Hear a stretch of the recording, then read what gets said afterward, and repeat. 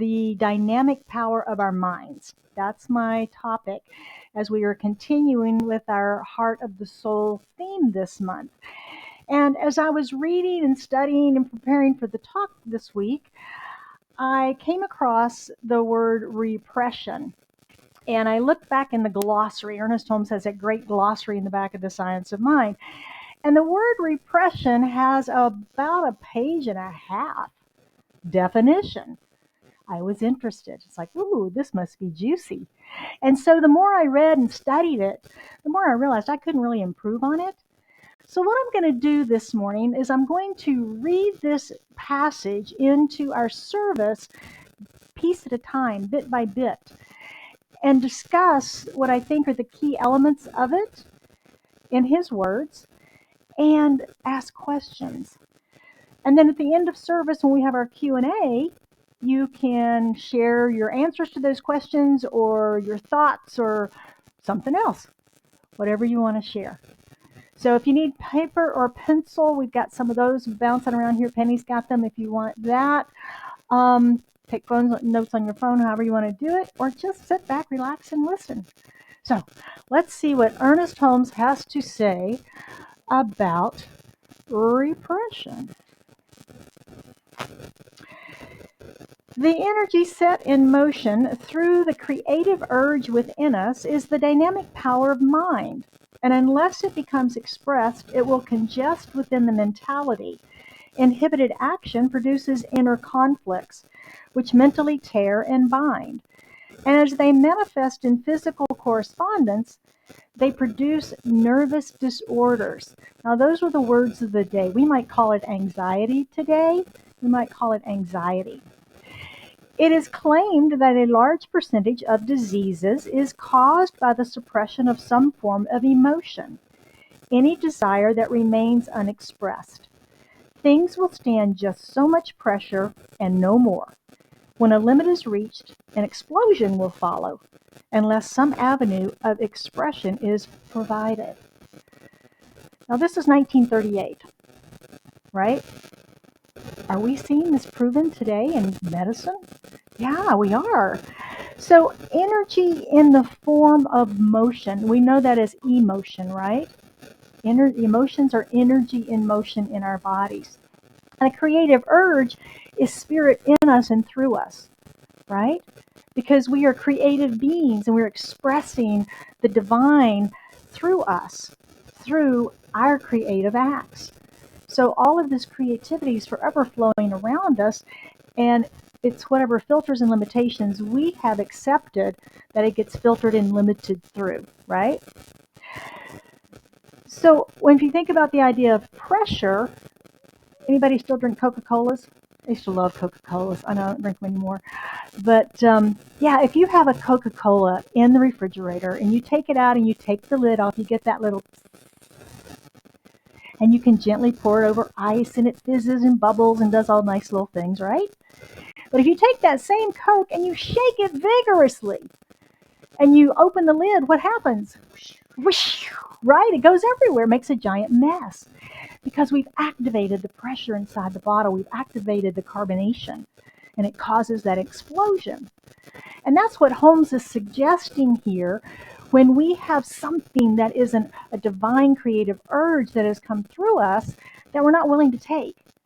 If you listen to Esther Hicks and the Abraham stuff, she talks about that, taking the expansion, taking the idea, taking the personal growth, and not staying stuck and bound in our fear, our belief in things because they were the way before, they're going to be that way again, and those sorts of things, the limitations that we put on ourselves.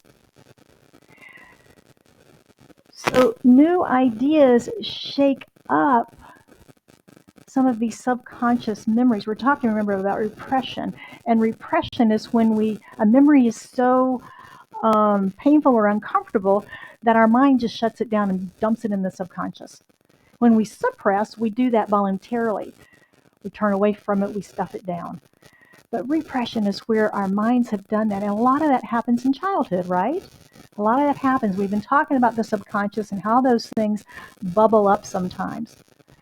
And so that's what we're talking about here. Sometimes new ideas, when we hear them, will cause things to vibrate in that subconscious and come forward. We may be surprised by them. We may be surprised by them. All irritation and agitation are mental in their cause, and a sense of calm and peace alone can heal them. All agitation and irritation. I think he made a mistake there. Can't possibly be everything. They cut me off in traffic. The boss yelled at me. I got falsely accused of something I didn't do. Now, none of that is my fault, right? So I have a right to be agitated or aggravated, right? He says all agitation and irritation is a mental in their causes. Do you agree? Do you agree? Fear is an intense emotion, and if bottled up, secretes poison in the system. Anger, malice, vindictiveness, and kindred emotions are but subtle forms of fear, arising from a sense of inferiority. All these emotions must be swept off the board if one is to gain peace, calm, and poise, the union of which alone can give power. Fear is an intense emotion, and if bottled up, secretes poison into the system. Now, that's a pretty big statement to make in 1938 in a quasi-religious text. It sounds more like something in a medical text, doesn't it? But Holmes understood that mind-body connection that we're studying and learning about today in medical science. He understood that even back then, that when we think those negative fear-based thoughts, that it does something in the body. We've all heard of cortisol, right? It's known as that stress hormone. We have hormones in our bodies. Glands produce the hormones. The hormones then go into the cellular activity and facilitate processes and things in the body like growth, appetite, sleep patterns, all of those sorts of things.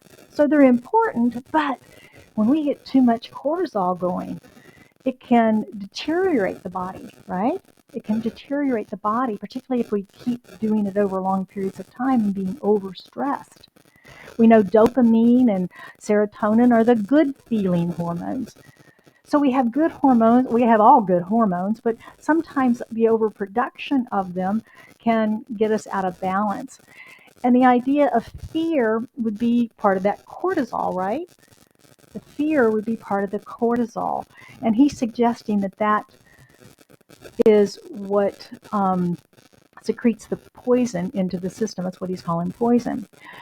The sneaky thing about fear is that it doesn't have to be real, does it? It can be real or imagined. And, you know, in the day when we were afraid of saber-toothed tigers, we had that whole thing going with fight or flight, and we knew what to do, and that's where it all started. But as we've evolved, our fears have changed a little, haven't they? I've got to have a really difficult conversation. That hasn't happened yet, but it is an imagination that gets going, and our fear gets up, and our heart can race, even though nothing's happening. Just thinking about it, we can do that to ourselves. And so it's real or imagined. Somebody cuts us off in traffic. We get mad and angry and holler at them, right? Maybe use sign language or something. But that anger is a mask for our fear because they scared us to death. We thought we were going to have an accident. And it's that fear that comes up that we then react in anger to. So be aware of fear. How can we manage fear? How do you manage fear? Are you aware of what reactions you have that underlying emotion is fear? Have you made those connections yet? All right. If we were completely expressed, we would never become sick or unhappy. The average person goes through life expressed only in part and always with a sense of incompletion and dissatisfaction. Something must be done to make the individual complete or feel complete. If she's to remain normal and happy and really alive, when an emotion conflicts with the will and becomes suppressed or repressed, it returns to the subjective state but remains active. Remains active. It may remain in a subjective state for years, but eventually, unless neutralized, it will manifest. Let one go on for years with some unexpressed longing, and she will have created such a desire that it will have become irresistible in its inclination toward expression. That sounds rather cryptic, doesn't it? They just don't go away. They stay active. Oh my gosh. Have you ever been surprised what came out of your mind? What you were feeling? Those are those suppressed, repressed, subconscious things. I remember when I was car shopping, I've told this story 100 times, but I looked over and saw the guy in the Rolls Royce, and I had a reaction, and it wasn't nice. I was in the throes of shopping for a new car. I was calling it in. And here I am pushing it away through some old crazy childhood something that was in there, that shame on them for wasting so much money on a Rolls Royce. Fortunately, I caught myself. I had a hearty laugh. But then I worked on it. It's like, where did that come from? That's not what I teach. That's not what I believe even. But there it was. There it was. Up from the depths of my subconscious. What is in there? What is in there that we're not aware of, that we're having those reactions, we're saying those things, we're not being present to when they're bubbling up around us? Holmes goes on to say, people often become seething cauldrons within because of the inhibited action. Energies must have an outlet. Seething cauldrons. Isn't that a great expression? He's got some great expressions in here. What this brought to mind was just, do you remember Tama Keeves? She's an author, New Thought author. She's out of the Denver area. She's written several books and does guest speaking. This was her life. She was raised in a Jewish family, Jewish girl, and it was just assumed that she was going to become an attorney. So she went to law school, became an attorney, a corporate attorney, very successful, big corner office, the whole thing. She hated life. So she quit. And then she had this huge meltdown with all of the guilt and the shame and all of the stuff that was going on that she was having to heal as she moved through the process of that change to become the writer that her heart and soul told her she was to be. But she got through it, and now she tells her story. She shares her heart in her books and things now. But it was in that pressurization. You know, imagine the kids that have to stay in the family business who really want to be a musician instead, right? And they go and maybe they do the family thing for a while, but at what point does it explode? At what point can they just not live their truth any longer? At what point? So what within you is not being lived to its fullest? What is not being lived to its fullest? Does anything seethe in that unknown? All right. The solution of the problem, he always gives a solution. The solution of the problem of desire is to transmit any destructive tendency into some form of action which is constructive. However, an intellectual form of expression alone will not do this, for only those things to which we can give the complete self will solve the problem. Darn, I just wanted to read a book about it, right? Just wanted to read that book and get transformation. He says, nah, you got to take some steps. We talk in our affirmative prayer. We treat and we move our feet. We must take action. And that's what he's suggesting here. I remember trying to read about it all and trying to change through just reading. But until we practice, until we do our spiritual practices, until we take the steps of applying it in our lives. It's what we talk about Mindful Monday, how you can apply it in your life throughout the week. That's how we really embody this teaching, is by applying it when we're in a business meeting, the grocery store, driving down the road, in our families, in our careers. We apply this teaching because it is a livable, applicable, relative teaching, isn't it? Yeah. So why do you think we should take action? Why do we have to transmit the subconscious desire or explosion that's there into creative action? Why do we have to do that? Why can't we just intellectually decide?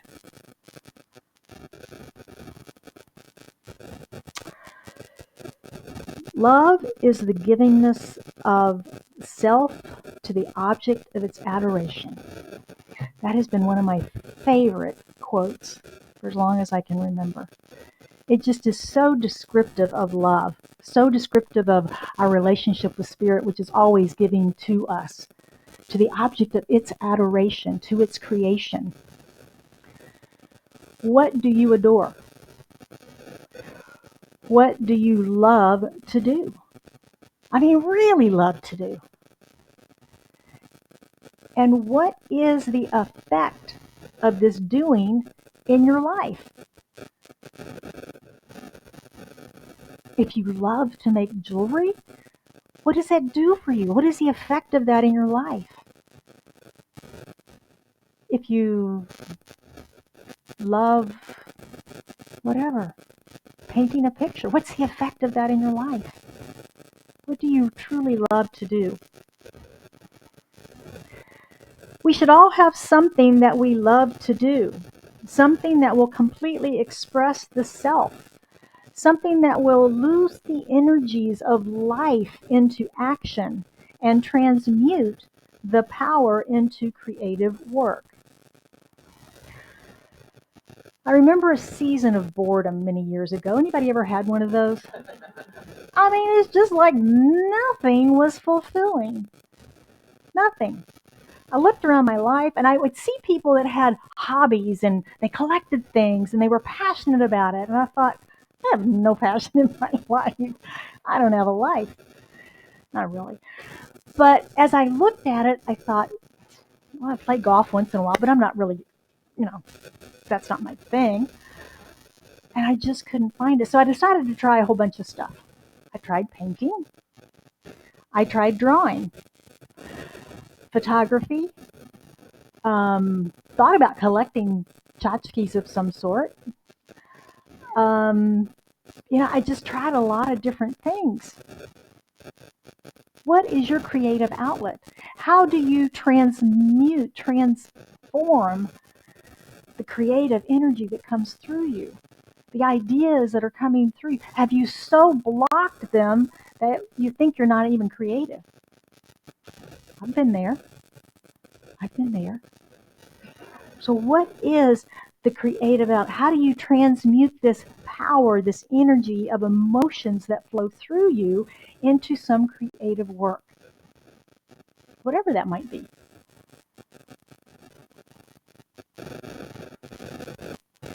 We should learn to love all people, not just some people.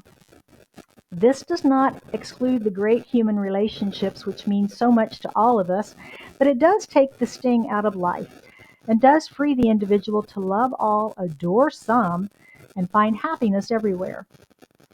I can imagine someone saying, this is too impersonal a teaching. It is not impersonal at all. This does not mean that we care less for people. Indeed, we shall find that for the first time in life, we really care, but the sting will have gone. This is another one of those bold statements of his, isn't it? Love all people. Love all people. And then something ugly happens in the world, and we go, them? You gotta be kidding. 9/11 was a great example of that. Even them? War. Gun violence. Even them? Don't have to be besties with them. But you don't want to hate. You don't want to have anger, rage. We don't want to have that negative poison floating through our brains and our bodies. We cannot manifest peace with more violence, right? So his idea, love all people, is very high consciousness, global scale, love all, so that we don't have and hurt ourselves with that inner poison being reflected back on us of the hate, the animosity, the rage, right? Yeah. So how do you love all people? What are your practices? How do you do that? How do you do that?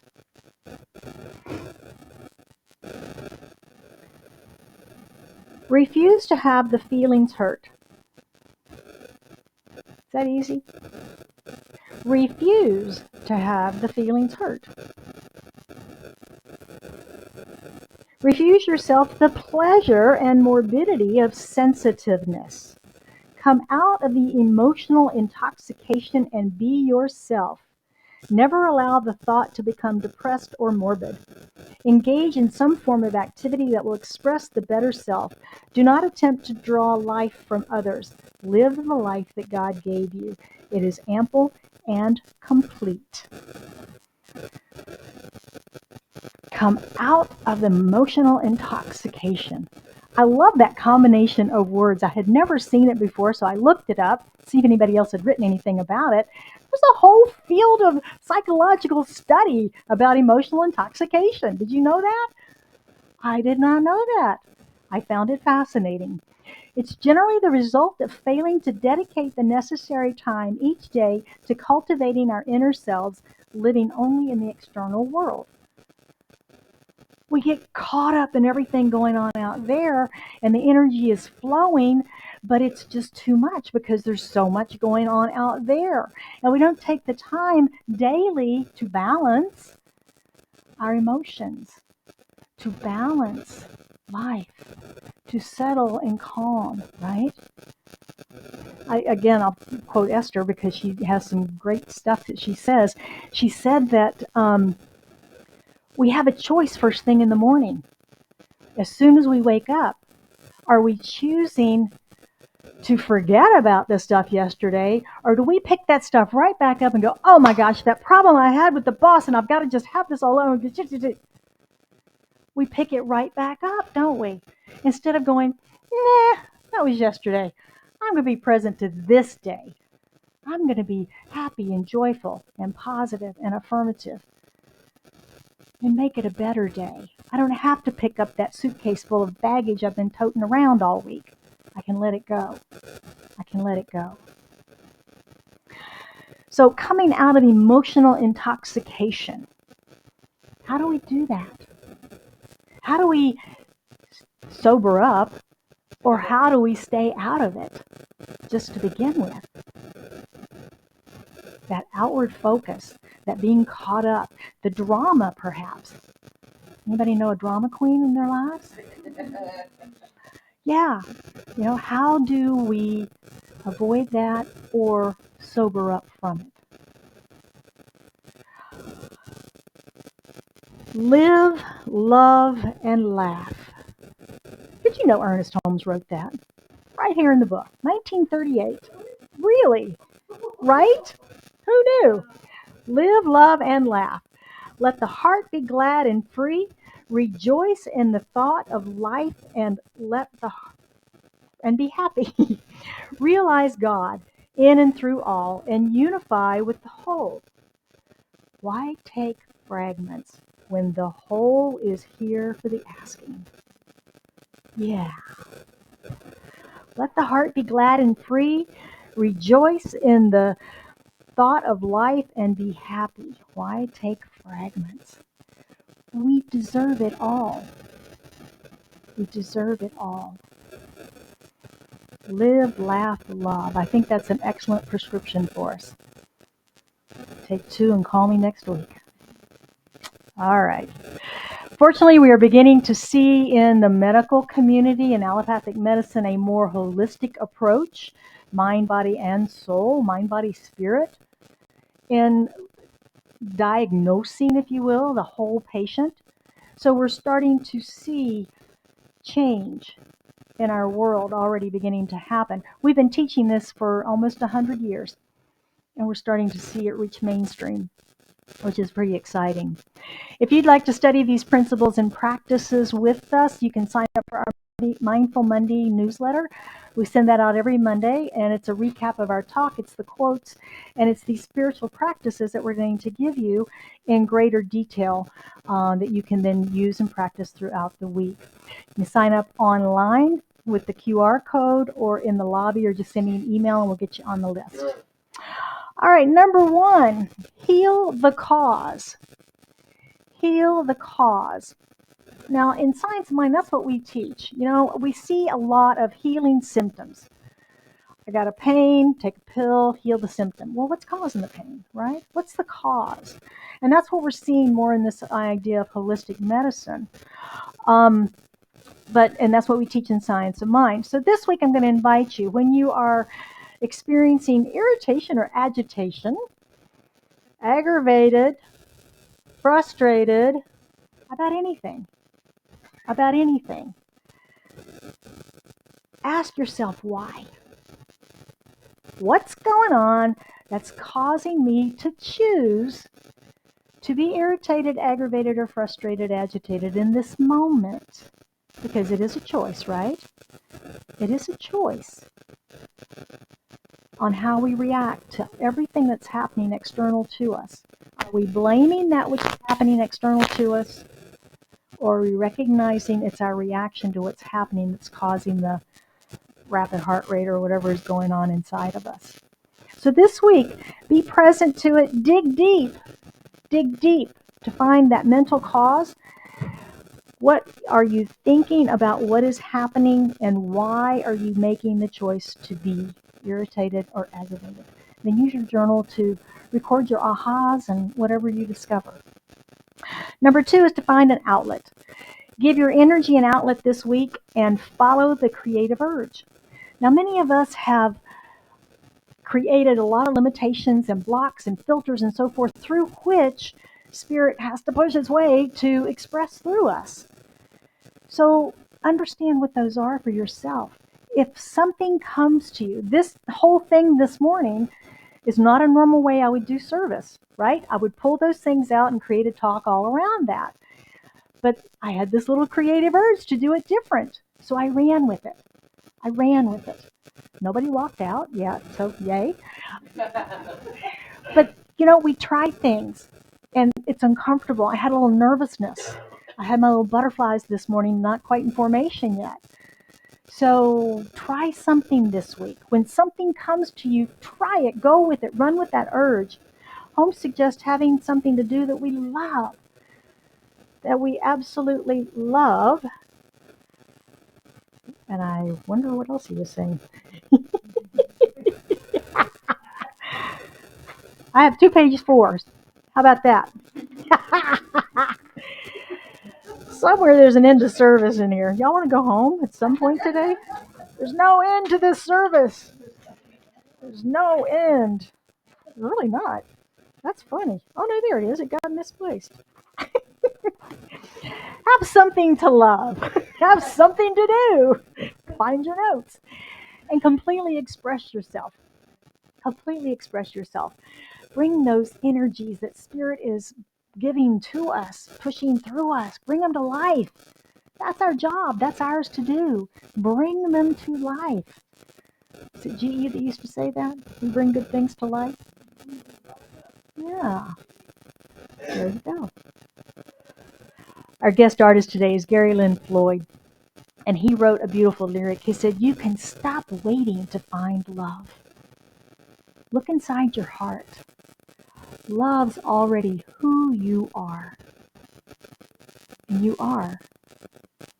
Each and every one of you are love in form, expressing right here, right now. Embrace it. Let's go forward this week and be the love. Let's go forward and be the love. All right. Let's anchor this in prayer this morning.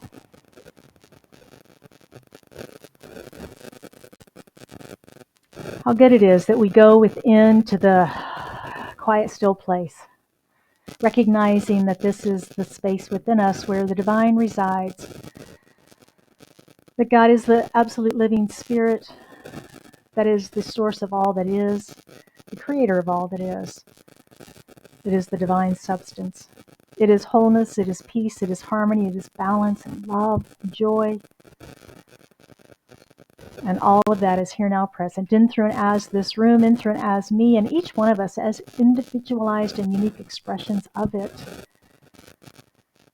We are connected and unified in this wholeness, in this oneness. We are that love. And so as I know this, I speak my word for and about each of us this morning, knowing that we have come together this day by divine appointment, that there are no accidents, and that each of us has received exactly what we needed to hear from Spirit this morning. I know that this community is blessed by each and every one who attends and participates in it. And I know that we as a community are blessed by Reverend Lee's addition to this leadership team, and that we are on the cusp of more and more and more, for that's how life expresses growing things. Healthy things are growing things, and we are growing and expanding. We are joy-filled. And I know as we do our practices this week and we allow the subconscious to express, that we heal those things and release any barriers and release any limitations, and just to let love and let Spirit flow through us. I know for anyone that has anything on their heart this day that they seek prayer around, as they lift it into the prayer, lift it into this consciousness of this room, that we as community hold it in the light and our love, knowing that whatever needs to be manifest is, that if it's healing, if it is financial flow, if it is career or creative expression, loving relationships, whatever it is, we know that divine right action and order occur in this moment. And so it's with a grateful heart, filled with joy and thanksgiving, that I release this to the action of law, knowing that it is done. And we affirm this truth together by saying, and so it is.